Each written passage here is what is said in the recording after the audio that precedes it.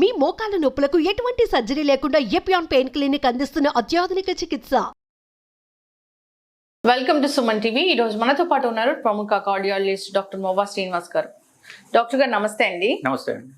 Doctor గారు, మెట్లు ఎక్కితే అలసట, ఇలా అలసిపోతే గుండె జబ్బు ఉన్నట్లు సంకేతం అంటే ఏమంటారు డాక్టర్? డెఫినెట్ గానండి. సో గుండె జబ్బు ఉంది అనడానికి ఇది వన్ ఆఫ్ ది మెయిన్ కారణం బేసికలీ.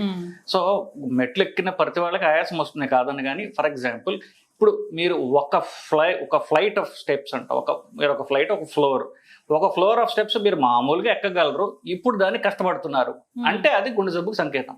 ఎట్లా డాక్టర్? ఇప్పుడు ఆయాసం బేసికల్ ఆయాసం కదా, ఆయాసానికి ముఖ్యమైన కారణాలు 3 ఉంటాయండి.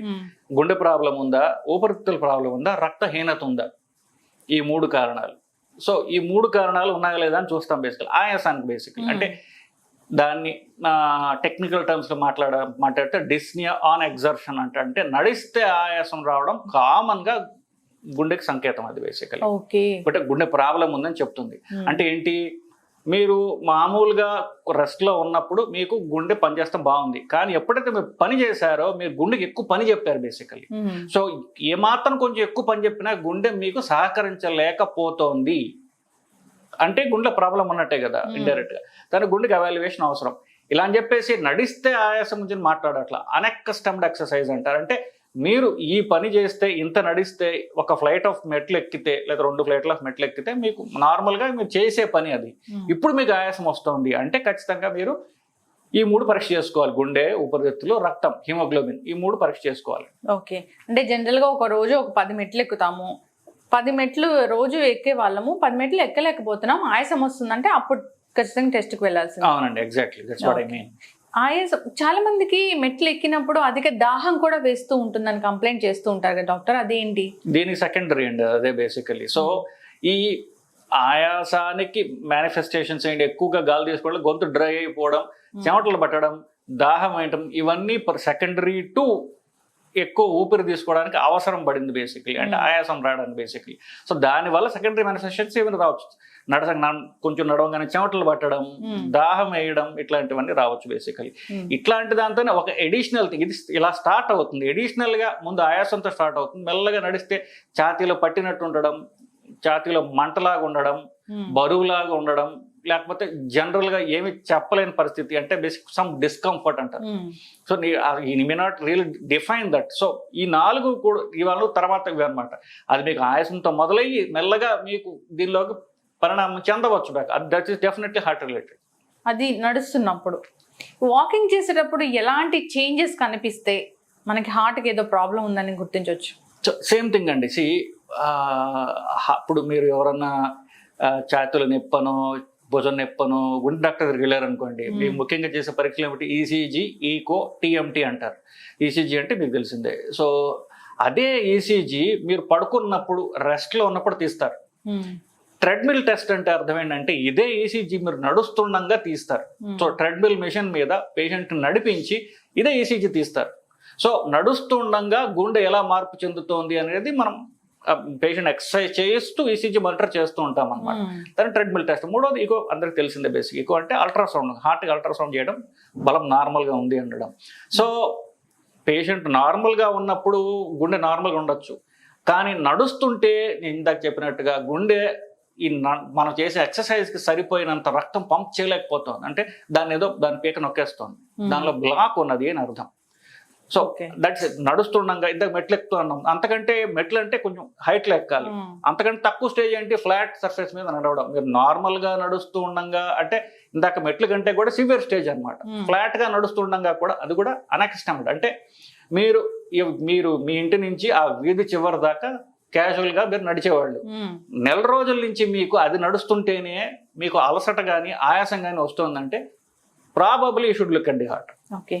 ఎస్ డాక్టర్, చాలా మంది ఈసీజీలో నార్మల్ ఉంది, థ్రెడ్మిల్ టెస్ట్లో వాళ్ళకి గుండె జబ్బు ఉందని డిటెక్ట్ అయిందని చెప్తూ ఉంటారు. ఇదే కారణం అంటారా? ఎగ్జాక్ట్లీ ఇదేనండి. సో అంటే రక్తనాళంలో బ్లాక్ ఉన్నది, ఆ బ్లాక్ ఎంత ఉందంటే హార్ట్ రెస్ట్ లో ఉండి కొంత పని చేస్తే ఆ బ్లాక్ వల్ల ప్రాబ్లం లేదు. కొంత గుండె మీద ఎక్కువ పని పడింది అనుకోండి, అది అందించలేకపోతుంది కాబట్టి ఈసీజీలో మార్పులు వచ్చేస్తున్నాయి.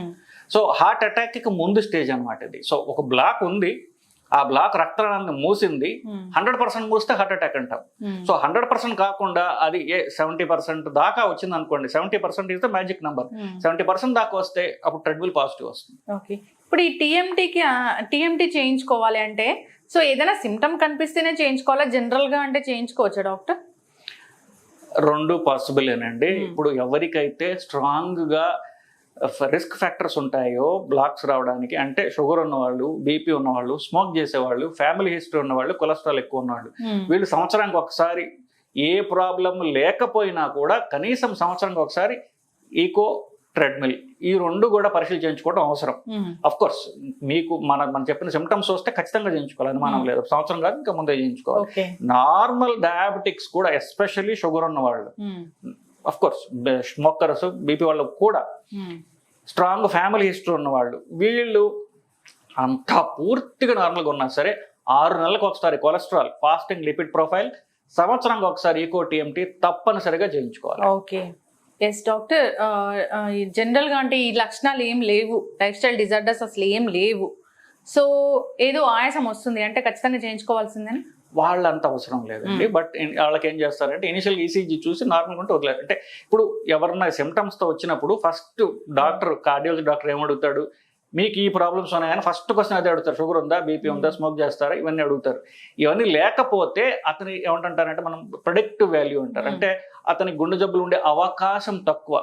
సో మనం అంత అగ్రెసివ్గా టెస్ట్లు చేయాల్సిన అవసరం లేదు. బేసిక్ ఈసీజీ చేయొచ్చు, హిమోగ్లోబిన్ టెస్ట్ చేయొచ్చు, మ్యాక్సిమం ఒక ఎక్స్రే తీయచ్చు, పరీక్షలు చేసి పంపించేయచ్చు.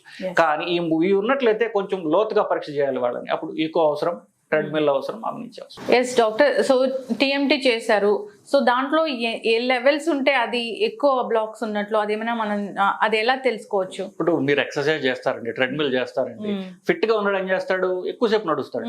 ఫిట్ గా లేని వాళ్ళు తక్కువసేపు నడుస్తారు. సో బ్లాక్స్ ఉన్న వాళ్ళు ఇంకా తక్కువసేపు నడుస్తారు. సో వాళ్ళ గుండె జబ్బు బ్లాక్ సివియరిటీ బట్టి కొంతమందికి స్టేజ్ 1 అంటాం. మాకు అంటే మామూలు ట్రెడ్మిల్ వేరు, మేము మెడికల్ ట్రెడ్మిల్ వేరు. మెడికల్ ట్రెడ్మిల్లో 3 స్టేజెస్గా ఉంటాయి, 3 నిమిషాల స్టేజెస్ అనమాట. స్టేజ్ 1 అంటే ఫస్ట్ 3 నిమిషాలు. సెకండ్ స్టేజ్లో ఏమవుతుందంటే స్పీడ్ పెరుగుతుంది, కొంచెం ఇంక్లినేషన్ కూడా పెరుగుతుంది. థర్డ్ స్టేజ్ అంటే అది నెక్స్ట్ మూడో 3 నిమిషాలు అంటే థర్డ్ టైం, అప్పుడు స్పీడ్ ఇంకా పెరుగుతుంది, ఇంక్లినేషన్ ఇంకా పెరుగుతుంది. సో ఎర్లీగా స్టేజ్ 1లో పాజిటివ్ వచ్చి ఉండే వాడికి సివియర్ బ్లాక్స్ ఉన్నట్లు లెక్క. స్టేజ్ 2లో అంటే కొంచెం తక్కువ బ్లాక్స్, స్టేజ్ 3, స్టేజ్ 4 అంటే బ్లాక్స్ ఉండే అవకాశం ఉంది అని చెప్తాం. సో ఎంత ఎర్లీగా వాళ్ళకి ఈసీజీలో మార్పు కనిపించాయి, లేదా ట్రెడ్మిల్ మొదలు పెట్టంగానే వాళ్ళకి ఆయాసం వచ్చేసింది, ఛాతీలో బరువు నొప్పి వచ్చేసింది అంటే అది తీవ్రమైన బ్లాక్స్ ఉన్నట్లు లెక్క. వెంటనే ట్రెడ్మిల్ ఆపేసేసి వాళ్ళని పరీక్ష పంపిస్తాం, అంటే యాంజియోగ్రామ్ పంపించాలి వేసి, అంతకంటే వేరే మార్గం లేదు. అంటే ఈ మారుతున్న ఈ కాలం ప్రకారం, ఇప్పుడున్న ఆహారపు అలవాట్ల ప్రకారం 40 సంవత్సరాలు దాటిన వాళ్ళు ఒక్కసారైనా ట్రెడ్మిల్ చేయించుకోవాల్సిందేనా? అదేనండి. సో 40 సంవత్సరాలు దాటిగా ఎవరైనా సరే వాళ్ళకి రిస్క్ ఫ్యాక్టర్స్ ఉంటే సంవత్సరానికి ఒకసారి చేయించుకోవాలి.